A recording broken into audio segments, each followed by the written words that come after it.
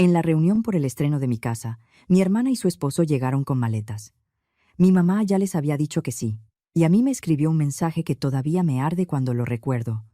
No armes un escándalo. Está bien. Si así querían jugar, así lo íbamos a cerrar. Me llamo Valeria, tengo 34 años y desde hace varios años trabajo como gerente de producto en una empresa grande de tecnología. Me va bien. No fue suerte. Fue disciplina, noches largas y aprender a resolver sola desde muy joven. Hace 2 meses cumplí uno de mis sueños más grandes. Compré mi casa.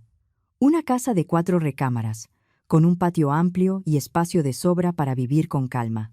Está en la zona metropolitana, en Tlalnepantla, en una colonia tranquila, donde todavía se siente que puedes respirar. Me enamoré en el momento en que crucé la puerta. Olía a pintura fresca, entraba luz por los ventanales y por primera vez en mi vida sentí que algo era mío de verdad. Esos primeros 2 meses fueron una felicidad simple.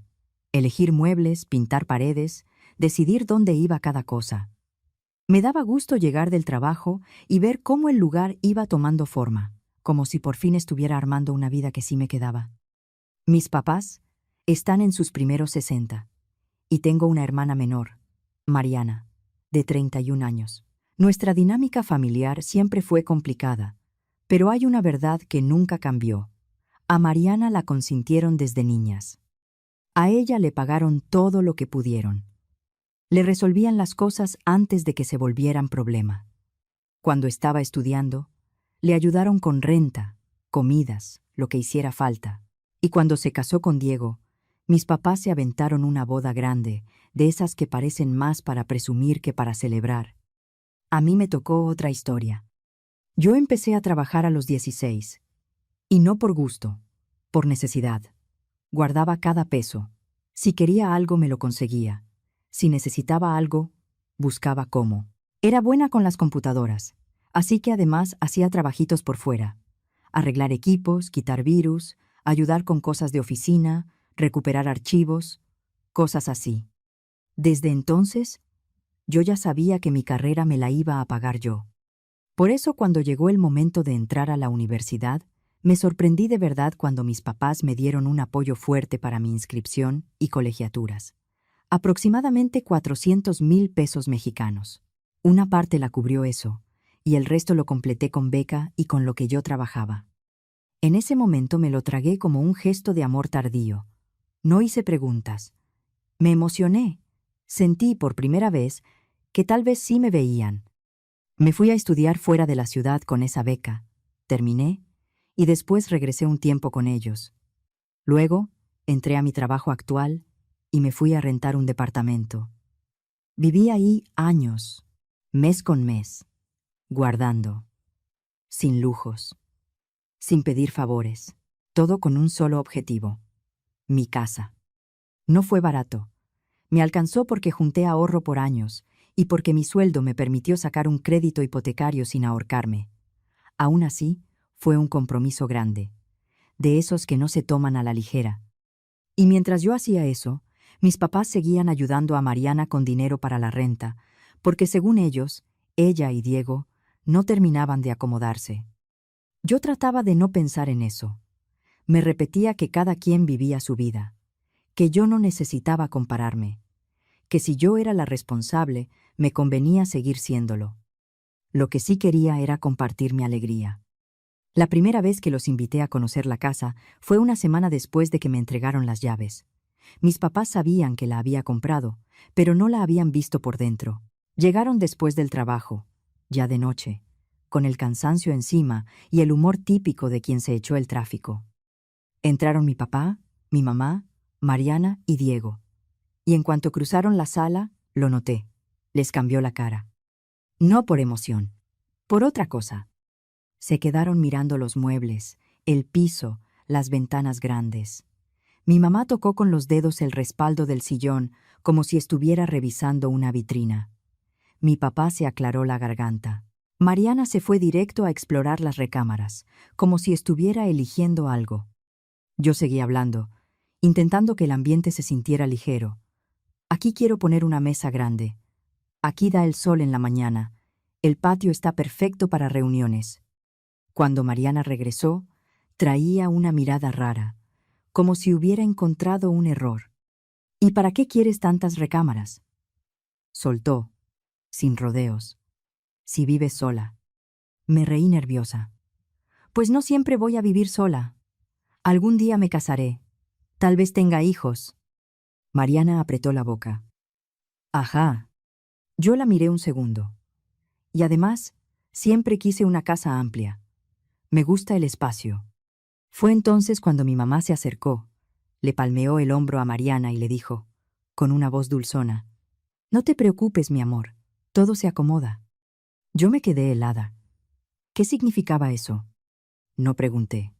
Se fueron pronto, y yo, como siempre, intenté convencerme de que estaba exagerando.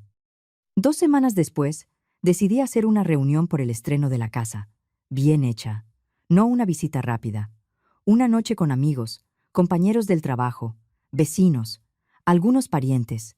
Quería celebrar, quería sentirme feliz, sin pedir permiso. Ese día, la gente empezó a llegar como a las 6 de la tarde. Todavía había tráfico, pero ya estaba aflojando. Llegaron compañeros de la oficina, amigos de la universidad, vecinos que apenas iba conociendo. La casa se llenó de conversación, risas, música bajita, platos en la mesa, gente recorriendo la sala y diciendo, «¡Qué bonito! ¡Qué bien se siente! Está enorme». Yo estaba en mi momento. Pero mis papás y Mariana no aparecían. Como a las 7 me llegó un mensaje de mi mamá. Me dijo que ellos no se sentían bien, que a mi papá le había subido la presión, que mejor se quedaban en casa, en Coyoacán. «Perdón, hija, no vamos a poder». Me dolió. No me sorprendió. Yo seguí. Sonreí. Serví botanas. Brindé con mis amigos. Por unas horas, lo logré. Me olvidé. Hasta que, cerca de las 8, se abrió la puerta principal. Volteé, esperando ver a alguien que se había retrasado, y ahí estaban Mariana y Diego, con maletas. 2 maletas grandes y un par de bolsas. Me quedé parada con un vaso en la mano, tratando de entender si era una broma. «¿Qué pasa?», dije, intentando sonar normal. «¿Por qué traen eso?». Mariana me sonrió como si fuera lo más lógico del mundo. «Mi mamá dijo que sí, que podíamos vivir contigo». Yo parpadeé. «¿Cómo que vivir conmigo?». Diego ya estaba subiendo las escaleras con las maletas, sin mirarme. Mariana señaló hacia arriba. «A ver, ¿cuál es la recámara más grande? Hay que acomodarnos. Y necesitamos llaves. Luego vemos eso». Se me apretó el pecho.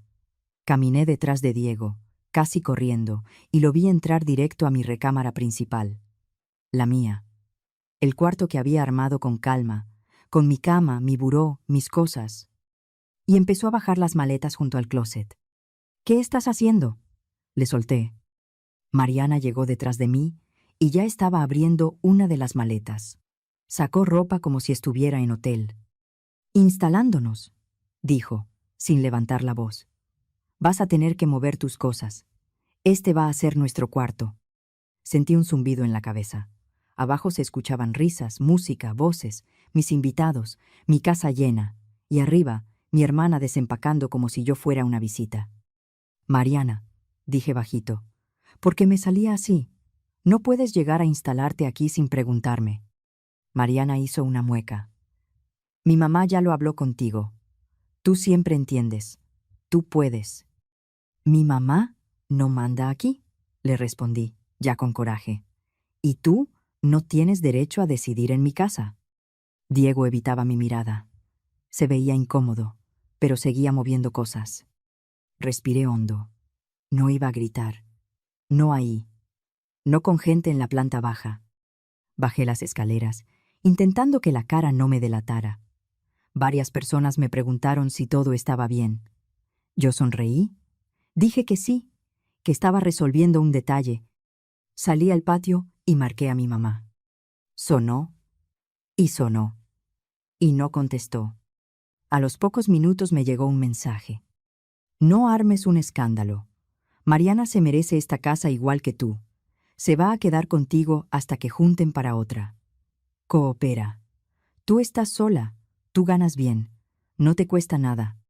Leí el mensaje 3 veces. Me temblaban las manos. Mi mamá estaba diciendo, con todas sus letras, que mi hermana se merecía mi casa. Mi casa, la que yo compré, la que yo pagaba, la que yo había armado con mi esfuerzo. Me ardió la cara. Quise gritar. Quise marcar de nuevo y decirle de todo. Pero adentro estaba mi gente, y yo no iba a regalarles un espectáculo. Regresé. Me obligué a respirar, y seguí de anfitriona como si nada. Mariana y Diego bajaron, se mezclaron con los invitados, sonrieron, saludaron, como si hubieran llegado a una reunión normal. Y luego vino lo peor.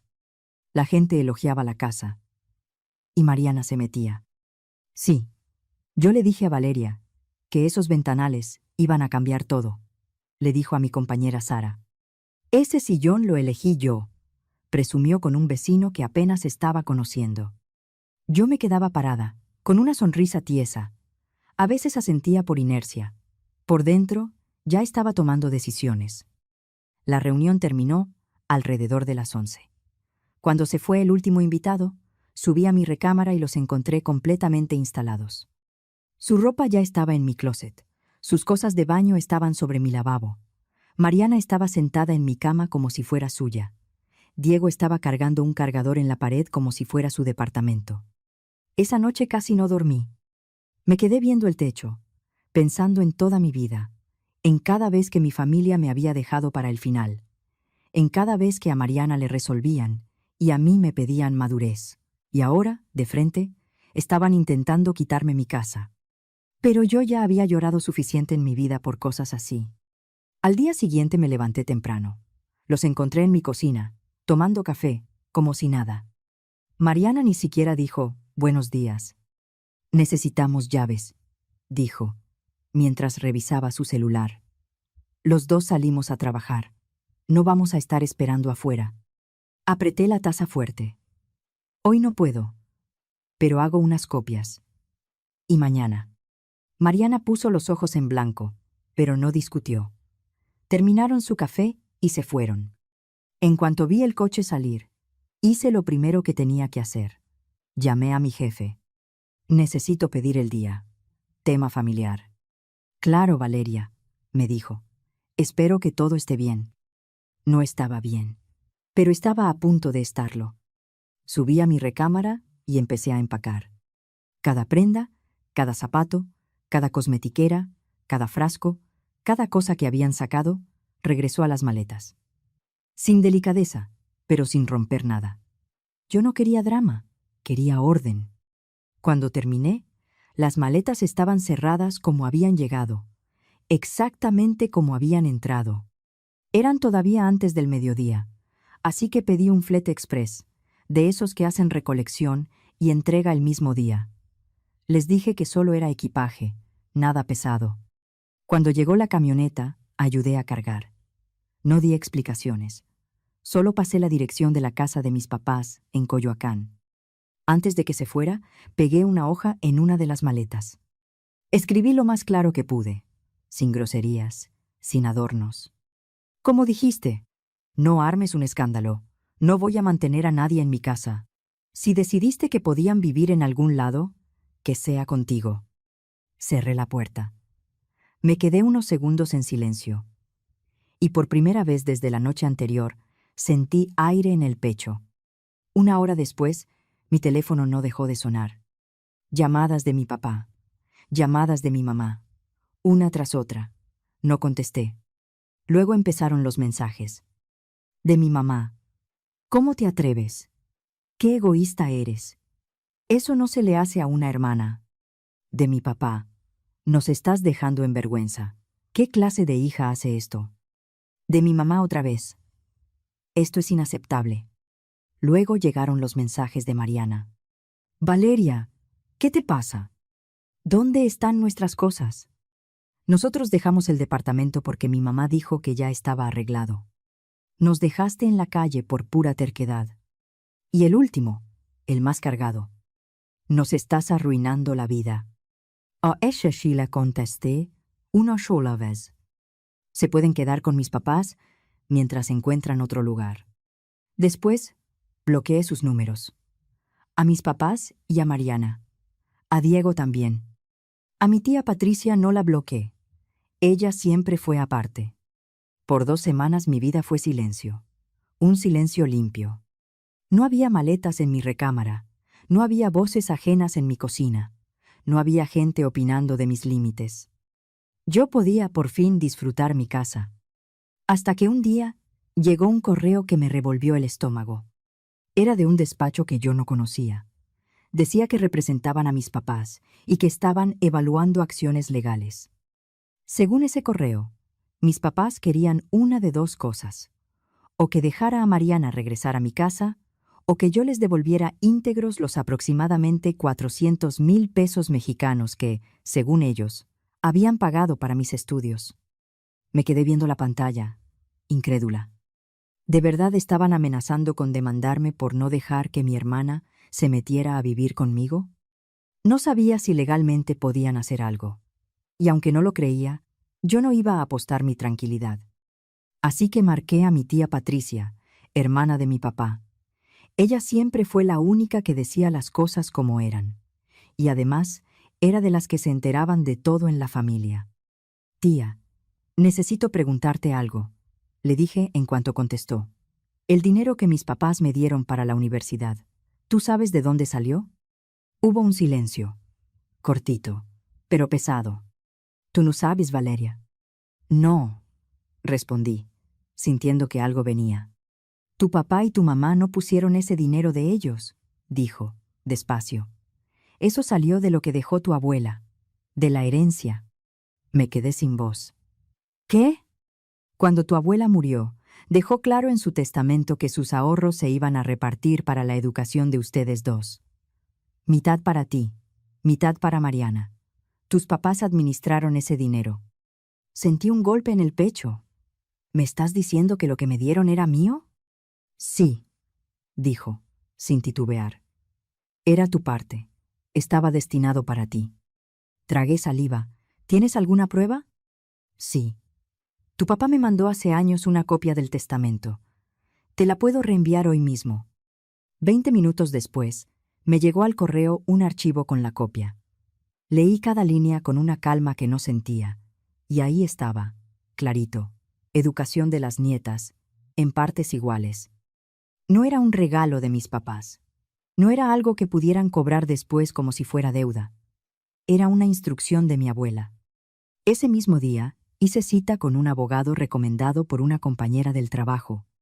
Me senté en su oficina, le expliqué todo, le mostré el correo del despacho y le enseñé el documento del testamento. El abogado revisó con cuidado y después me habló sin levantar la voz. Tus papás no tienen bases para exigir esto, me dijo. Primero, porque ese dinero no fue de ellos. Segundo, porque aunque lo hubiera sido, un apoyo familiar para educación no es un préstamo que se cobra después por capricho. Y tercero, nadie puede obligarte a meter a otra persona en tu casa. Lo miré, sintiendo que por fin alguien hablaba con lógica. Entonces no tengo que preocuparme. Preocuparte no. Pero sí hay que responderles formalmente para que se detengan, dijo. Yo redacto una carta al despacho. Con eso, normalmente se les acaba el impulso. A los pocos días, el abogado envió una respuesta. Firme, clara, sin insultos. Les decía que no había caso, que dejaran de hostigar, y que cualquier comunicación futura fuera por la vía formal. Después de eso, ya no volvieron a hablar de demanda. Pero mi familia todavía no terminaba. 2 meses más tarde, cuando yo ya pensaba que todo se había calmado, mi tía Patricia me llamó otra vez. Valeria, te tengo que contar algo, dijo, y su tono ya venía serio. ¿Ahora qué? Tus papás están contando una historia horrible de ti. Sentí el cuerpo tensarse. Dime. Le están diciendo a la familia que tú les habías prometido a Mariana que se podía quedar contigo, dijo, y que luego los corriste porque estabas obsesionada con Diego y él te puso un alto. Me quedé helada. ¿Están diciendo qué? que tú lo estabas buscando, que te inventaste cosas, y que como Diego no quiso, tú los corriste por venganza. Me costaba respirar. Mis papás, los mismos que me pedían no hacer escándalo, estaban dispuestos a mancharme con tal de tener la razón. Tía, tú sabes que eso no es cierto. Claro que lo sé, dijo, pero lo están repitiendo como si fuera verdad, y ya hay gente que se lo creyó. Ese fue el punto donde se me apagó el último respeto que me quedaba. Esa misma noche, le escribí a mi mamá, pero no en privado. Lo hice en una publicación donde otros familiares podían verla. Deja de inventar cosas sobre mí y sobre Diego. Te exijo que lo aclares públicamente. Si no, voy a tomar acciones por difamación y daño a mi reputación. Ya lo consulté, y no es un juego. No puse groserías. No puse amenazas vacías. Puse lo necesario. A los pocos días, mi tía me llamó de nuevo. Funcionó, me dijo. ¿Qué pasó? Tu mamá llamó a una cena familiar, explicó. Reunió a varios y admitió que se inventó esa historia. Lo hizo porque se asustó. No quería que esto se le volteara más. Dijo que reaccionó por coraje, por lo que pasó con Mariana. Me quedé con el teléfono pegado a la oreja, sin saber si sentir alivio o asco. ¿Y qué dijeron los demás? Se quedaron impactados, contestó. A varios les dio vergüenza.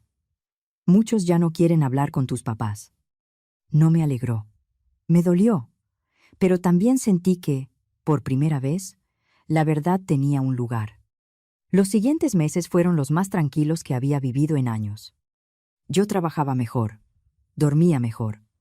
Mi casa, por fin, era un hogar, y no un campo de batalla. Sin el peso de esa tensión, mi rendimiento subió. Me dieron un ascenso y un aumento. Con ese dinero arreglé el patio, puse plantas y mejoré la iluminación. También instalé un equipo de hidromasaje para el patio, algo sencillo, pero que para mí se sentía como premio. Y también empecé a salir con alguien. Se llama Mauricio. Es ingeniero de software en otra empresa. Nos conocimos por amigos en común, platicamos sin prisa, y cuando le conté lo que pasó con mi familia, se quedó viéndome como si le estuviera contando una historia de otro planeta. ¿Tu hermana llegó con maletas a tu casa y tu mamá la respaldó?, me dijo una noche.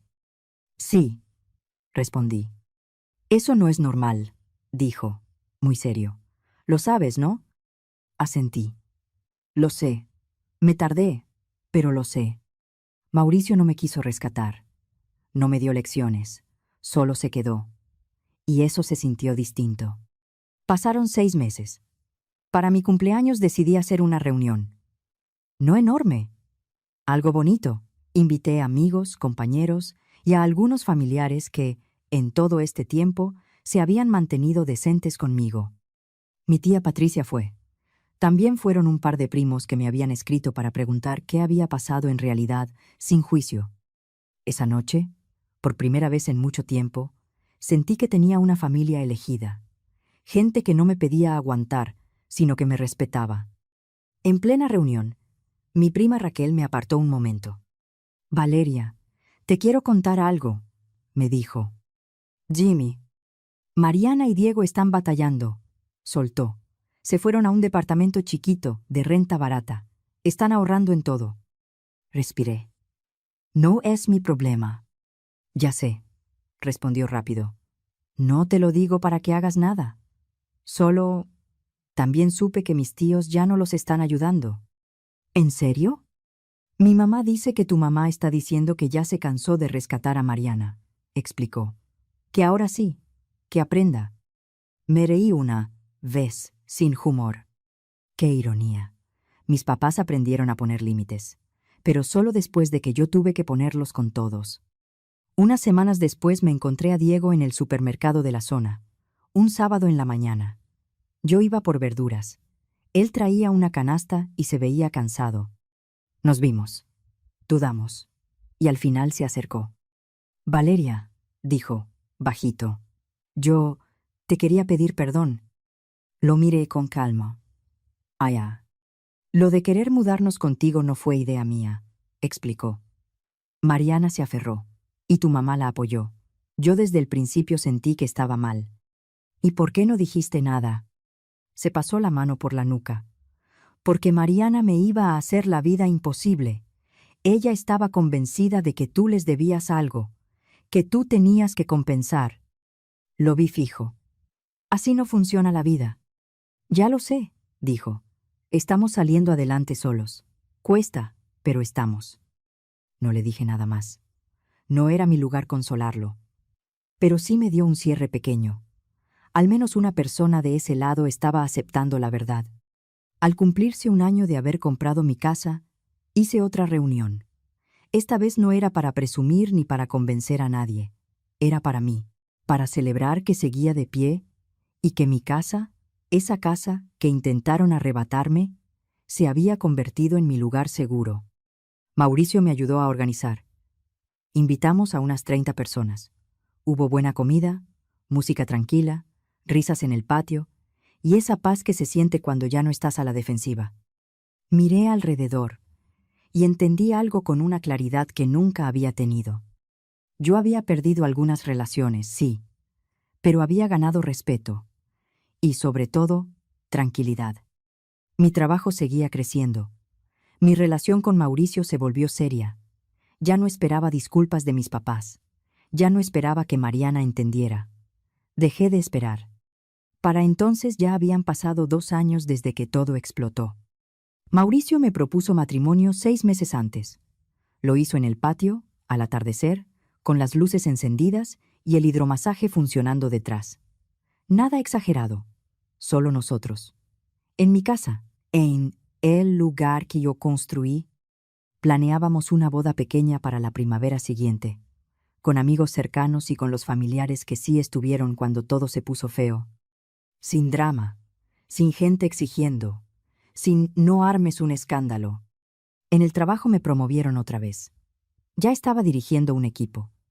Y lo curioso es que poner límites en mi vida personal me hizo mejor líder. Aprendí a ser clara, a decir que no, a no dejar que nadie se aprovechara. Una vez al mes, mi tía Patricia me daba actualizaciones, aunque yo no se las pedía. Tus papás siguen molestos, me dijo una tarde. Andan diciendo que la familia les dio la espalda, que alguien debería hablar contigo para que los perdones. ¿Y tú qué les dices?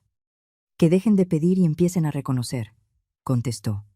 Que si quieren arreglar algo, se empieza con una disculpa real. ¿Y Mariana? Mi tía suspiró. Sigue con ese coraje guardado, pero ya no puede hacer nada. Ya vive su vida. Yo pensé que ahí se iba a quedar la historia. Pero un mes después, recibí una llamada de Diego. No contesté al principio. Me insistió una segunda vez. Y algo me dijo que no era para reclamar. Valeria, dijo cuando atendí, con voz rara. Sé que esto es incómodo, pero necesito decirte algo. Habla. Mariana y yo nos vamos a divorciar. No me sorprendió. Me dio una tristeza seca, sin drama. Lo siento, dije, y lo dije de verdad. Gracias, respondió. Pero te llamo por otra cosa. En las pláticas salieron muchas cosas. Y Mariana admitió algo. Sentí el estómago apretarse. ¿Qué admitió? Que nunca planeó irse de tu casa, soltó. Que su idea no era quedarse unos meses. Ella quería instalarse, y ya, hacerlo difícil para que no pudiera sacarlos. Me quedé quieta. ¿Cómo? Dijo que si se quedaban el tiempo suficiente, iba a buscar la forma de decir que ya vivían ahí, explicó. Que tú ibas a terminar cediendo. Y tu mamá sabía. Era parte del plan. Sentí una náusea fría.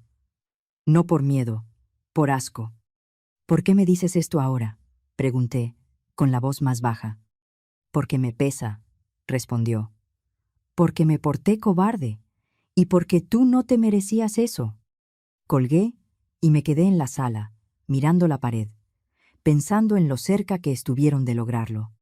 Si yo no hubiera pedido ese día en el trabajo, si yo hubiera cedido por vergüenza, si yo hubiera tenido miedo de hacer escándalo, me habrían tomado la casa. Semanas después, me llegó una carta, de mi mamá, de esas cartas largas, escritas para doblarte por dentro. Eran 3 hojas. La primera sonaba como disculpa. Decía que se equivocó, que apoyó cosas que no debía, que se dejó llevar. La segunda ya traía la culpa. Hablaba de familia como si esa palabra borrara todo. Y la tercera fue la verdadera razón.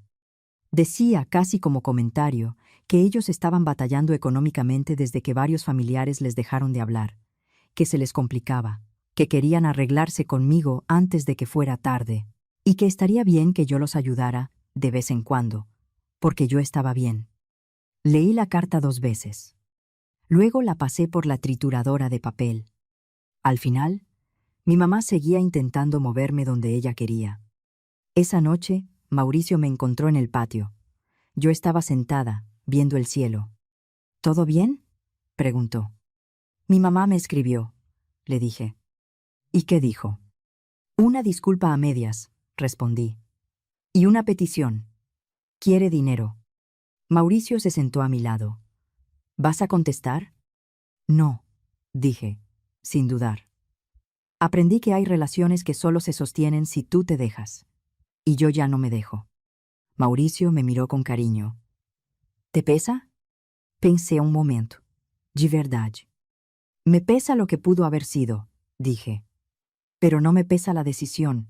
Mi vida es mejor así. Estoy tranquila. Estoy creciendo. Y estoy con gente que sí me quiere bien. Él sonrió. Yo, por ejemplo. Sobre todo tú, le respondí. Al mes hicimos la fiesta de compromiso en la casa. Llegaron como 50 personas. Entre ellos, varios familiares que se habían alejado de mis papás después de enterarse de la verdad. Mi prima Raquel levantó su vaso para brindar. Y aunque no soy de llorar en público, esa vez se me humedecieron los ojos. Por Valeria, dijo, que nos recordó que la familia no es solo sangre. Es la gente que te apoya, que respeta tus límites y que se alegra de tus logros. Tú construiste algo hermoso aquí, y da gusto estar cerca de alguien que se elige a sí misma. Miré alrededor. La sala, las recámaras, el patio, las luces, todo lo que había imaginado, todo lo que había cuidado, y entendí lo más importante. Mi casa seguía siendo mi lugar favorito del mundo. No por lo grande ni por lo bonita, sino porque era mía. La compré con mi esfuerzo, la defendí con mis límites. Y aprendí que poner un alto no es ser egoísta, es respeto. Ser buena no significa dejarse. Y querer a alguien no significa abrirle la puerta para que te pase por encima.